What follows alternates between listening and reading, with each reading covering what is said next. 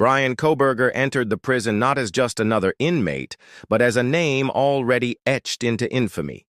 A figure whose crimes had gripped the nation and whose fate would now unfold behind walls that devour men whole.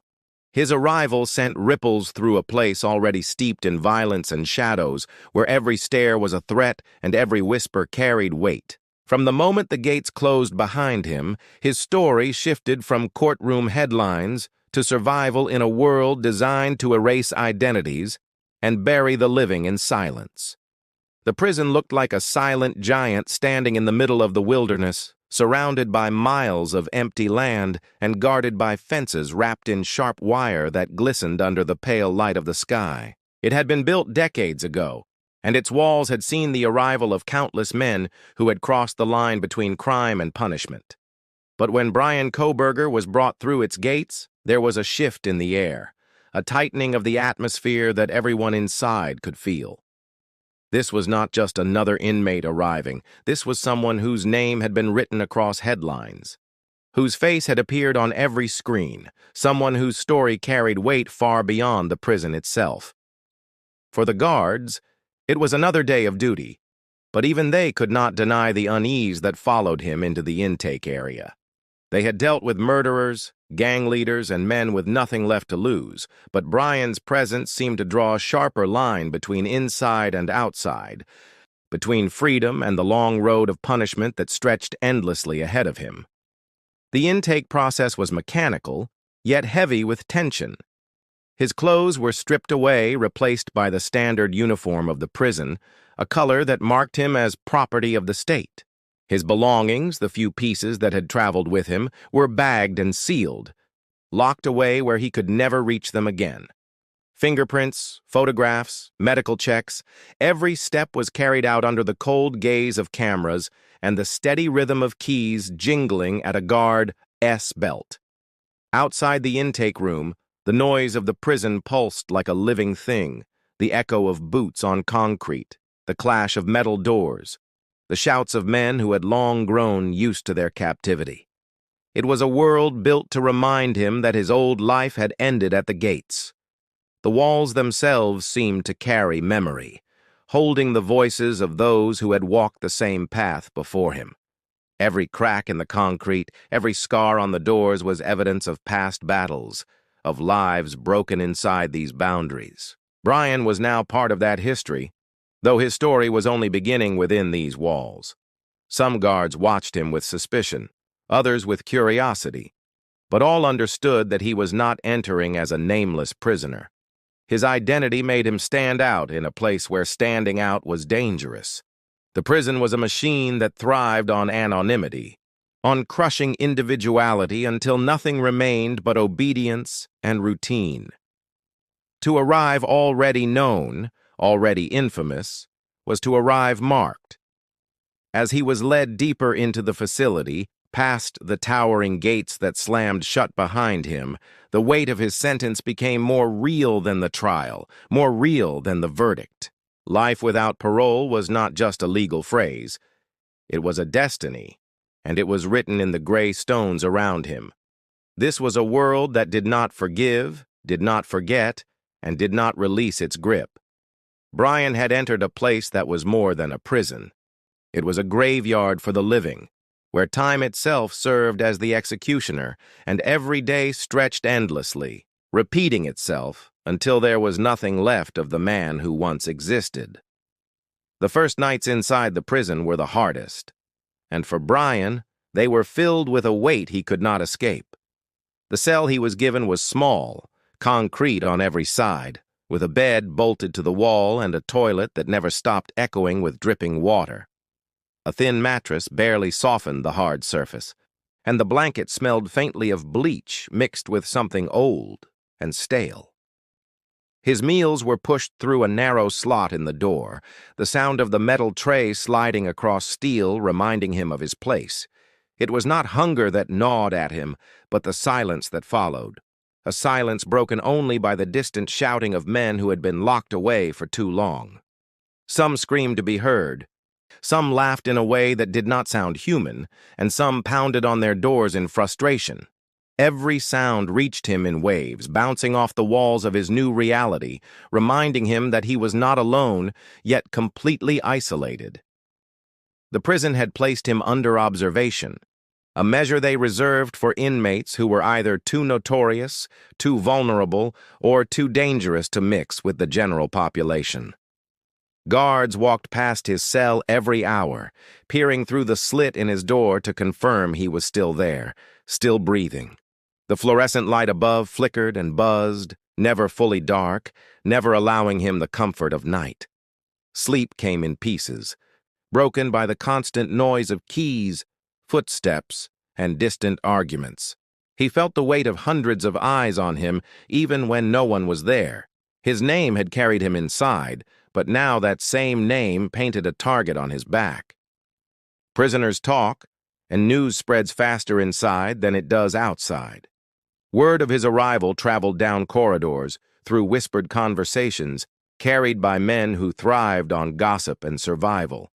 Some saw him as an opportunity, a chance to gain favor by getting close to someone infamous.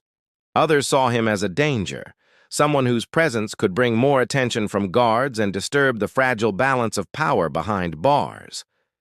Reputation mattered here, and his was both valuable and deadly. He was not just another face in the crowd. He was someone whose crimes had filled newspapers, someone who could not disappear into anonymity no matter how much he might want to. At night, the reality of his situation pressed harder. The clanging of a cell door in the distance made his heart race. A muffled voice calling through the vents carried threats, though he could not always tell if they were meant for him or someone else. The air was thick with tension, and every sound became a reminder that he was in a place where survival was not guaranteed. He had once studied the human mind, fascinated by behavior and crime. But now he was living inside the very environment he might have once observed from a distance. The lines between observer and subject had vanished, leaving him with nothing but the harsh truth of confinement. The days began to blur together quickly, each one marked by routine. Wake up to the sound of doors slamming open. Eat food that barely tasted like food, stand in line when told, sit in silence when commanded. Yet beneath the surface of this routine was a constant undercurrent of danger. The prison was alive, breathing through the men it held, and it was watching him, waiting to see how long he could last. He had entered with the knowledge that he would never leave. And now the prison itself seemed determined to make sure that truth was carved into every hour of his life. The prison was a place of constant observation, and Bryan soon realized that the guards were not the only ones watching. The men who had been there for years, hardened by time and stripped of hope, studied every move he made. Even though he was kept under close supervision and separated from most of the general population, eyes always seemed to find him. From the narrow cracks in doors, from the yard during his brief moments of exercise, from the shadows of the corridors, inmates looked at him as if trying to decide what he was worth. Some saw a chance to gain power through intimidation, while others measured whether his presence could bring them protection or trouble.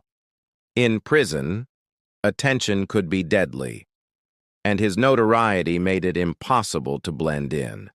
Whispers became a constant presence. They traveled faster than guards could control, echoing off the walls and filtering into his cell. Some spoke of inmates who wanted to use him as leverage, trading information about his movements for favors. Others warned that his name alone was a reason to make him a target. To the inmates, he was more than just another prisoner. He was a headline, a story too large to ignore. He represented the kind of crime that carried weight, the kind that stirred emotions even among men who had committed terrible acts themselves. His silence, his lack of reaction, only seemed to fuel their curiosity. The more he withdrew into himself, the more determined they became to understand what he was hiding. In the yard, he felt the weight of those stares most intensely. Though kept apart, he could feel the tension that followed him, like the air before a storm. Prison gangs controlled the flow of life beyond the guards' reach, and their leaders were quick to take notice of anyone who might disrupt their balance. Bryan was not a fighter, not someone who could physically dominate, but his notoriety gave him a strange kind of power. Some thought he might be manipulated, made to serve as a tool for influence. Others saw him as a problem to be removed before he could attract too much outside attention. In a world where survival depended on alliances and loyalty, his very presence threatened the delicate structure that had taken years to build. At night, the tension grew sharper. From his cell, he could hear footsteps that lingered too long outside his door, voices muttering in tones too low for guards to notice, but loud enough for him to feel their weight. The prison had its own language, a code of warnings and threats that only those who lived inside could understand. Bryan was learning quickly that every sound mattered, every glance carried meaning, and every silence was dangerous. He realized that surviving here was not just about obeying rules set by the guards. It was about navigating an invisible order enforced by the prisoners themselves. The constant surveillance wore him down. Every gesture, every choice of word, every reaction was judged by those around him. He had studied criminal behavior from the outside, but now he was trapped inside the very system he once analyzed. The watchers were patient, waiting for him to slip, to reveal weakness, to show where he might break. It was not a question of if, but when. And as the days stretched into weeks, he came to understand a chilling truth. In prison, the real danger was not always in the violence you could see, but in the eyes that never stopped watching, silently deciding your fate. The prison carried a past that was impossible to ignore, a history that seemed to seep from its very walls. Long before Bryan arrived, riots had erupted in its corridors, leaving stains on the concrete that never fully faded. Guards had been overpowered, entire cell blocks had burned, and the yard had once been covered in bodies of men who never made it back to their cells. Though those days were spoken of in hushed tones, the memories clung to the building like smoke. For the new inmates, the stories were warnings. For the old ones, they were reminders of what could happen again at any moment. Bryan had only been there for weeks, yet he felt as though he had stepped into a place that carried not just criminals, but the ghosts of violence long past. The architecture itself told a story. Some wings were newer, filled with cameras and reinforced steel, but others remained untouched relics from another time. Rust spread across the bars, paint peeled from the ceilings, and dim lights flickered as though struggling to survive. In those older corridors, the silence was heavier, filled with echoes of footsteps that no longer belonged to the living. Inmates whispered about hidden passageways that once allowed guards to move unseen during emergencies. Though the tunnels had been sealed, strange sounds sometimes drifted up from beneath the floors, scratches, knocks, and hollow thuds that had no clear explanation. To some it was nothing but the building settling. To others, it was proof that the prison itself was alive. Bryan, confined mostly to isolation, had little to do but listen. At night, the noises grew sharper. Pipes clanged, vents rattled, and sometimes faint voices seemed to carry through the walls. Whether they were real or imagined hardly mattered. In the dead of night, when the fluorescent light above buzzed relentlessly and sleep refused to come, those whispers wrapped around his mind like chains. He began to feel as though the prison itself was studying him, pressing its weight into his thoughts, forcing him to remember every detail of his trial, every headline, every image of the life he had destroyed. The punishment was not only the cell, but the way the building turned silence into judgment. The guards, too, knew the stories. Many had spent years walking the same corridors, memorizing the sounds that didn't belong. Some spoke of wings where men refused to sleep, claiming they saw shadows moving when the lights were off. Others described doors rattling on their own, as though the riots of years past still replayed themselves in endless loops. For a man like Bryan, whose crime was still fresh in the public's mind, these tales carried a sharper edge. He wasn't just serving a sentence. He was being swallowed by a place built on violence, a place where time dragged slowly and history refused to stay buried. Each day was another step deeper into that history, another layer of the prison pressing in around him. It wasn't only the other inmates who wanted to test him, to see how long he would last. It was the prison itself, with its endless memories and silent threats, reminding him that no one entered without becoming part of its story. And as he lay awake at night, listening to the sounds below his cell, Bryan began to understand that his punishment was more than a lifetime without freedom. It was an unending sentence inside a place that had consumed countless men before him, a place where survival meant not only facing the living, but withstanding the ghosts of the past. Life without parole was not simply a sentence written on paper. It was a slow unraveling of time that stripped away identity piece by piece. For Bryan, the meaning of punishment became clear as days stretched into weeks and weeks bled into months. His world shrank to the size of his cell, the routine of waking, eating, and sleeping repeated so often that the hours lost all shape. The prison bell, the shuffle of feet in the corridors, the metallic crash of doors locking shut, each sound became a reminder that nothing would ever change.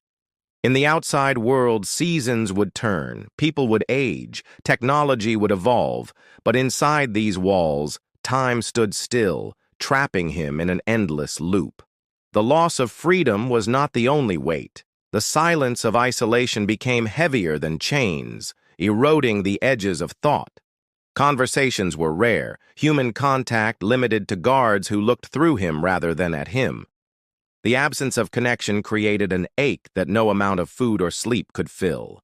Men who had lived through decades of this kind of existence often broke down, either folding into themselves until nothing remained or lashing out in violent bursts that ended in solitary confinement. Bryan observed these patterns from his restricted corner of the prison and began to understand the quiet violence of time.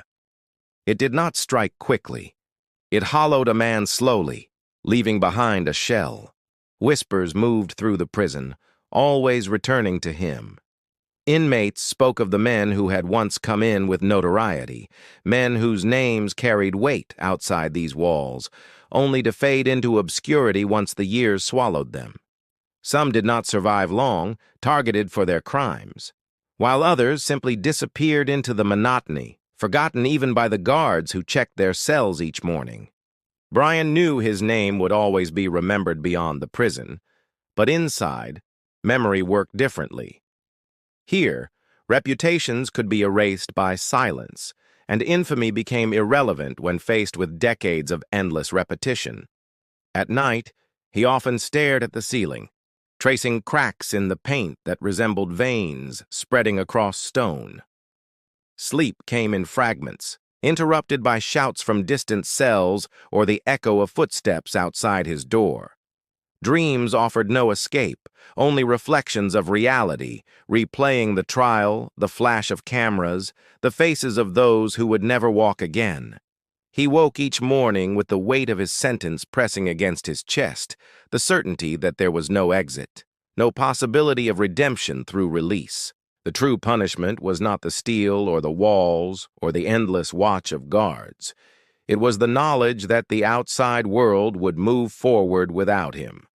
Families would gather, children would grow, lives would continue to unfold while his remained fixed in place. He had stepped out of time the moment those gates closed behind him.